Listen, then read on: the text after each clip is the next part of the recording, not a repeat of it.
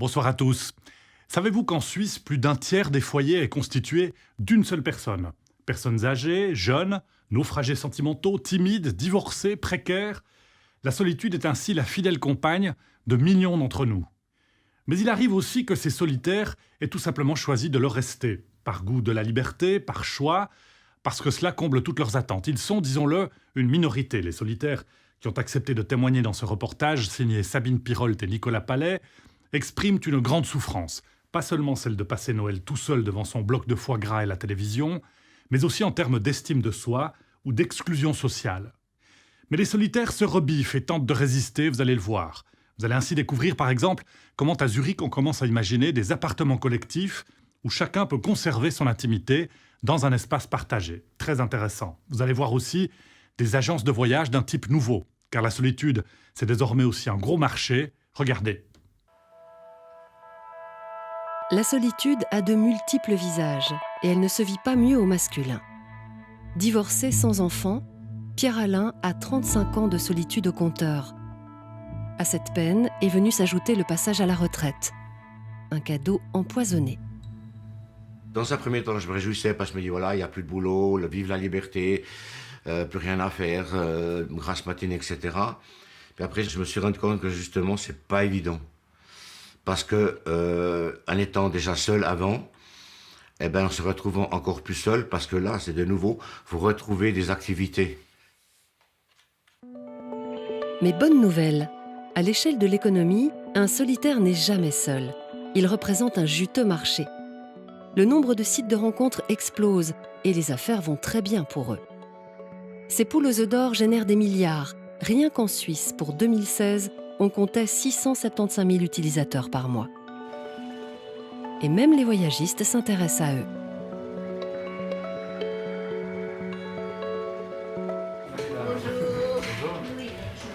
Comment ça va? Ça va et toi? Bien et toi? Oui. Alors, comment ça va depuis ce dernier week-end à Paris? Oh bah ça va, mais surtout je suis très impatiente de faire un nouveau voyage avec toi. Ouais, d'accord. À Genève, Alain Zurcher a bien compris ce trend de société. Il a fondé Clubilis, une agence de voyage qui s'adresse aux gens seuls. En 5 ans, son chiffre d'affaires a progressé de 100% par année. Et qu'est-ce que viennent chercher les clients? La compagnie?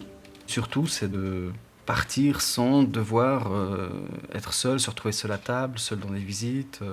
Et puis il y a tout, disons, voyager seul coûte plus cher. Donc il y a pas mal de paramètres qui font que c'est plus intéressant de voyager avec un système accompagné où on partage avec d'autres personnes. Avant je voyageais toute seule et c'était assez difficile souvent, mais là je me sens très accompagnée, disons. Et puis, il y a d'autres personnes qui sont aussi un peu seules et qui aiment beaucoup les voyages. Et voilà, et on se fait des amitiés comme ça. Sur notre plateforme sur Internet, on crée la possibilité de voir avec qui vous allez partir, puisque les participants ont un profil. Mais avant le voyage, on se réunit et on fait connaissance, ce qui fait que le premier jour, vous savez déjà vous avez déjà une idée des personnes avec qui vous allez voyager. C'est aussi notre travail de faire attention que tout le monde soit impliqué, que les gens ne soient pas laissés de côté, parce que des personnes un peu timides peuvent vite se retrouver en marge.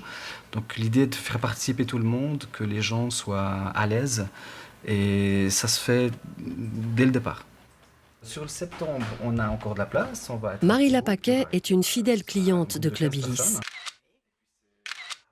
Elle est revenue au pays après 40 ans passés en Espagne. Des sapins Noël dans toutes les couleurs, elles ne sont pas voilées. Et là, c'est difficile de se faire des amis à Genève? Ah oui, c'est l'endroit le plus difficile au monde, je crois, si j'ose dire.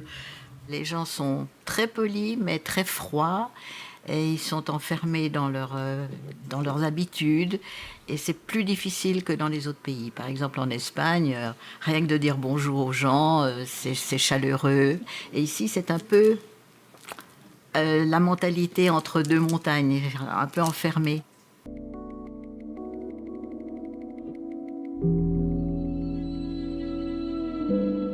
Quelques nouvelles encore de nos interlocuteurs. Ainsi, juste après notre tournage, Stéphanie, à qui la tendresse d'un homme manquait beaucoup, a rencontré quelqu'un et vit une très belle histoire d'amour. Dorothée, la jeune mère de famille qui vit avec 2000 francs par mois, a commencé une formation de fleuriste, son rêve de toujours. Enfin, Raphaël, le jeune informaticien, a quitté l'appartement de ses parents et travaille à Zurich, où il a déménagé. On lui souhaite de se faire rapidement des amis et qui sait, trouver l'amour. Excellente soirée à vous tous, très belle semaine et à bientôt.